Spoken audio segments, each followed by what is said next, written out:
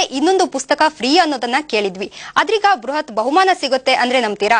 ಖಂಡಿತ ನಂಬಲೇಬೇಕು. ಯಾಕೆಂದ್ರೆ ಅಂಥದ್ದೊಂದು ಸಾಹಸಕ್ಕೆ ಸೃಷ್ಟಿ ಕಲಾಲಯಂ ಕೈ ಹಾಕಿದೆ.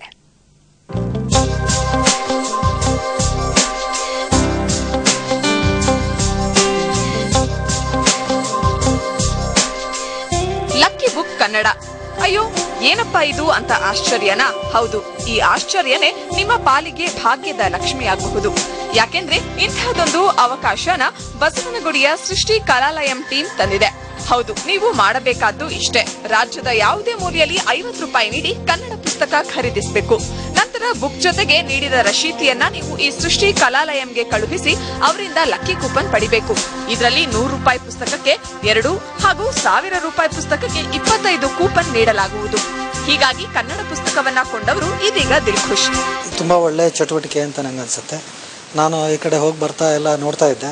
ಅದು ಅಲ್ಲದೆ ಕನ್ನಡ ವೃತ್ತಪತ್ರಿಕೆಗಳಲ್ಲಿ ಮತ್ತು ನೆಟ್ ಮೂಲಕ ಈ ಏನು ಕಲಾ ಸೃಷ್ಟಿ ನಿಲಯಂ ಇವ್ರದ್ದು ಚಟುವಟಿಕೆಗಳೆಲ್ಲ ನನಗೆ ಗೊತ್ತಾಗ್ತಾ ಇತ್ತು.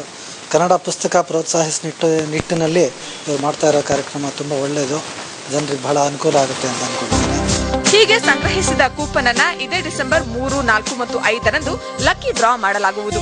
ಇದರಲ್ಲಿ ಮೊದಲ ವಿಜೇತರಿಗೆ ಕಾರನ್ನ ಸೃಷ್ಟಿ ಕಲಾಲಯಂ ನೀಡಲಿದೆ. ಉಳಿದಂತೆ ಇನ್ನು 110 ಮಂದಿ ವಿಜೇತರಿಗೆ ಬೈಕ್, ಬಂಗಾರ, LCD, ವಾಷಿಂಗ್ ಮಷೀನ್, ವಿದ್ಯಾಭ್ಯಾಸಕ್ಕೆ ನೆರವು ಸೇರಿದಂತೆ ಮುಂತಾದ ಆಕರ್ಷಕ ಗಿಫ್ಟ್ ಗಳನ್ನ ನೀಡಲಾಗುವುದು.